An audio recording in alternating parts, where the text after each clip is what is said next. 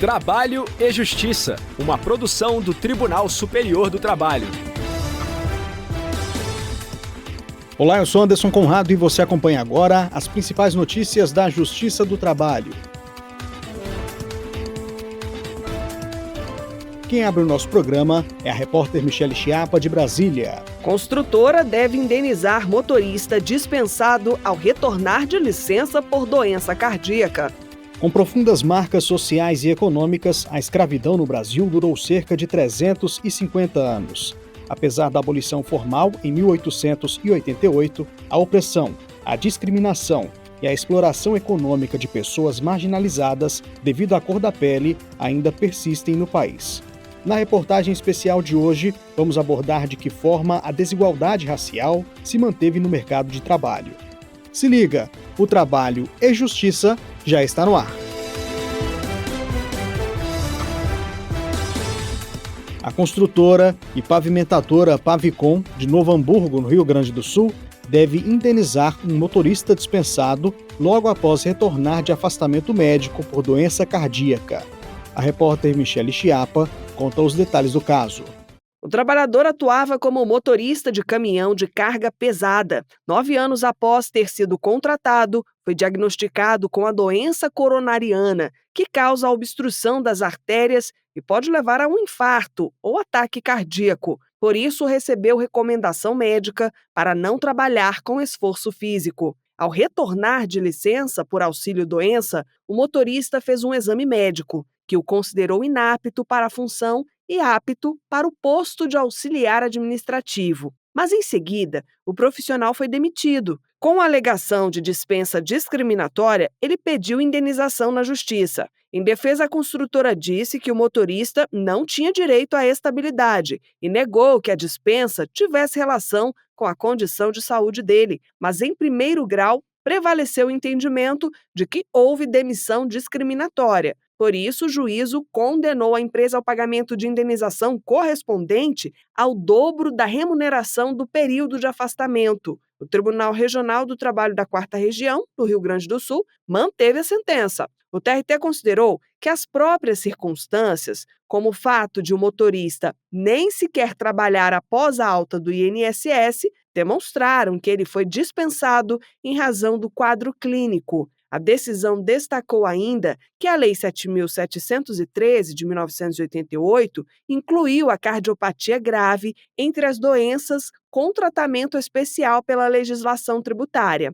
O caso chegou ao Tribunal Superior do Trabalho. A segunda turma aplicou ao caso a súmula 126 do TST, que proíbe o reexame de fatos e provas. Por meio de agravo e embargos, o caso chegou à seção 1 de dissídios individuais. O relator, ministro Alexandre Ramos, reiterou o entendimento da segunda turma e, portanto, não aceitou o agravo. O voto foi seguido por unanimidade. O colegiado também aplicou multa à construtora de 2% sobre o valor corrigido da causa por recurso incabível. Após a decisão, a empresa entrou com recurso extraordinário. Do TST em Brasília, Michele Chiapa.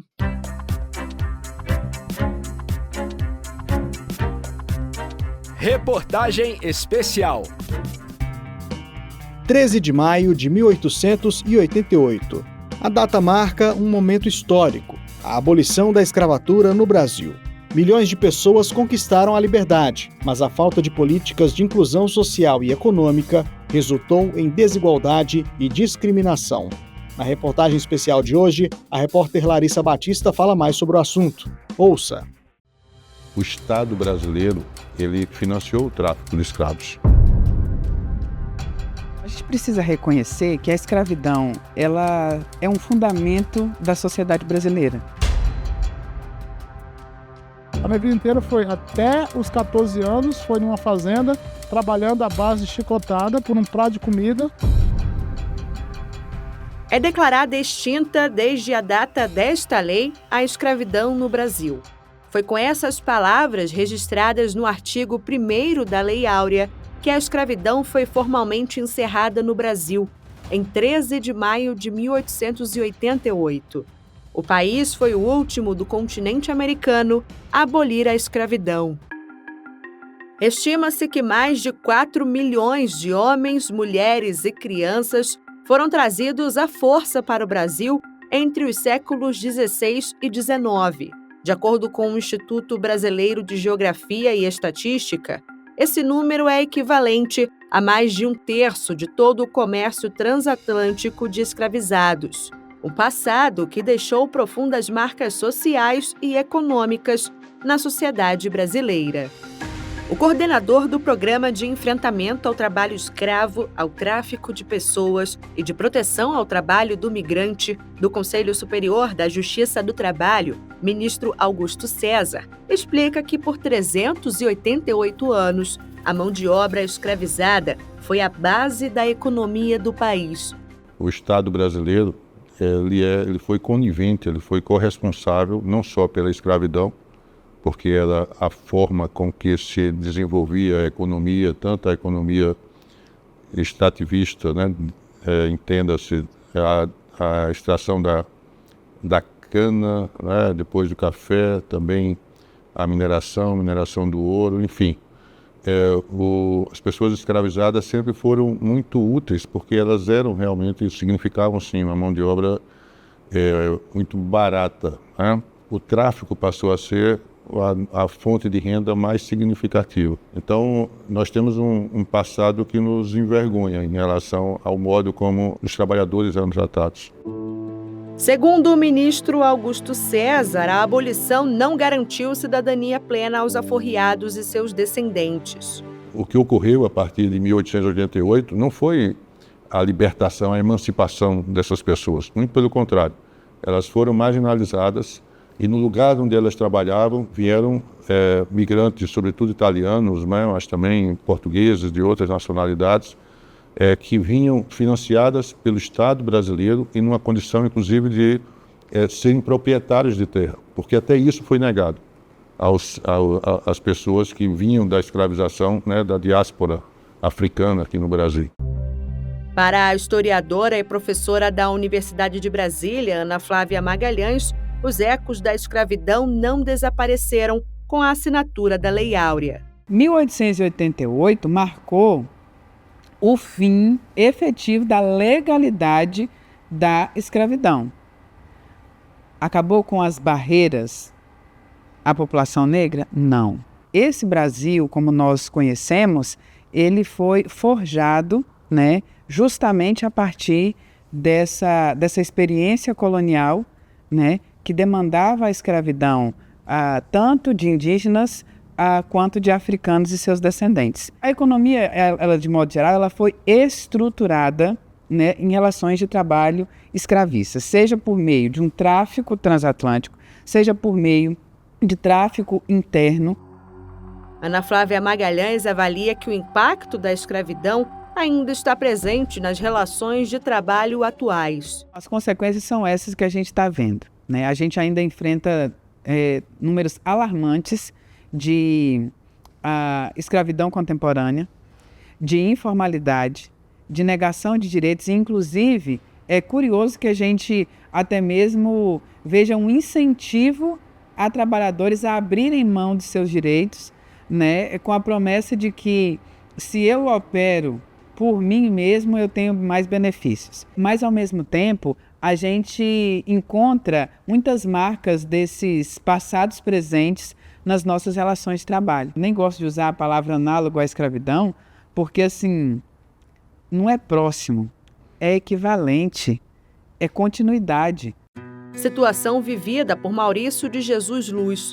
Ele foi escravizado dos 3 aos 14 anos em uma propriedade rural no interior do Pará. Eu tampava buraco de cerca, ajudava a amansar animal, tosar animal, amansar vaca, procurar o gado sumido, porca sumida, tudo. E aí, como eles tinham eu não sei como dizer, mas eu acho que eles me tinham como um patrimônio da fazenda.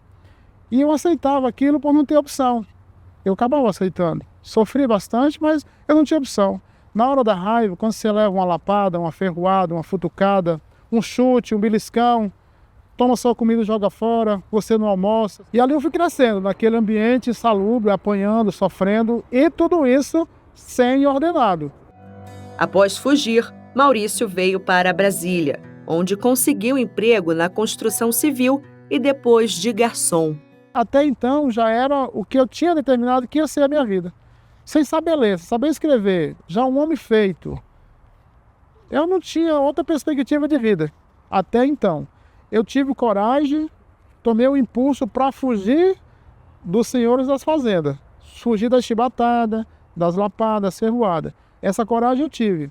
Mas eu me vi na situação que ia ter que voltar para encarar a mesma vida. De acordo com os dados do Global Slavery Index, publicado em 2023, o Brasil ocupa a 11ª posição no ranking mundial de pessoas submetidas à escravidão contemporânea, com mais de 1 milhão de vítimas. No ano passado, o Ministério do Trabalho e Emprego realizou 1.035 inspeções fiscais, ações de combate ao trabalho análogo à escravidão. No total, foram resgatados 2.004 trabalhadoras e trabalhadores, totalizando uma verba trabalhista rescisória de mais de 7 milhões de reais. Segundo a Classificação Nacional das Atividades de Fiscalização das Atividades Econômicas, as áreas com maior resgate foram construção de edifícios, cultivo de café, seguido do cultivo de cebola. Para enfrentar essa realidade, o Conselho Superior da Justiça do Trabalho lançou em 2023 o Programa de Enfrentamento ao Trabalho Escravo, ao Tráfico de Pessoas e de Proteção ao Trabalho do Migrante. A iniciativa promove ações de conscientização e proposição de medidas de aperfeiçoamento da prestação jurisdicional, como ressalta o ministro do TST, Augusto César.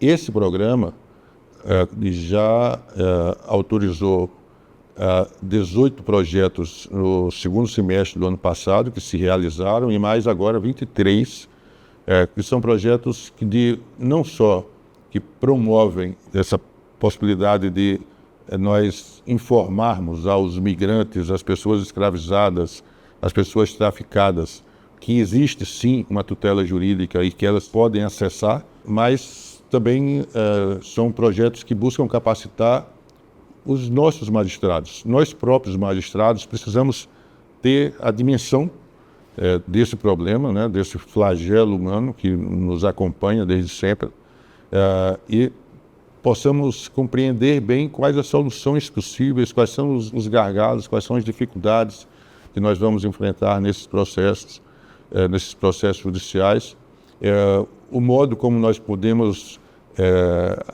nos estruturarmos para termos uma justiça itinerante que esteja próxima. A justiça ela precisa manter a sua inércia, a sua imparcialidade, mas ela não pode ficar distante.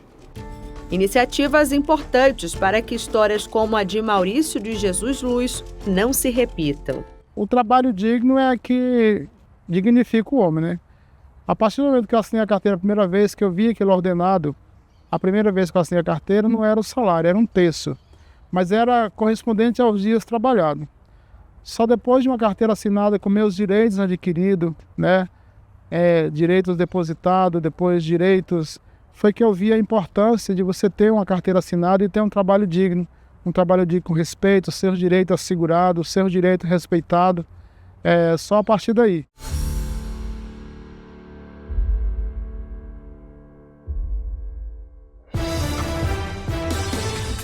A edição de hoje termina aqui. Muito obrigado pela audiência e companhia. O Trabalho e Justiça teve a apresentação de Anderson Conrado, edição de Liamara Mendes e Bruno Lima, produção de Ana Luísa Badu e Milene Teixeira, colaboração das estagiárias Ana Neves e Sofia Elizabeth Vieira, supervisão de Patrícia Rezende e trabalhos técnicos de Eduardo Miranda e Rafael Feitosa. O programa é uma produção da Rádio TST, sob a coordenação de Rodrigo Tunholi e a supervisão geral da Secretaria de Comunicação Social do Tribunal Superior do Trabalho. Até a próxima. Tchau. Trabalho e Justiça, uma produção do Tribunal Superior do Trabalho.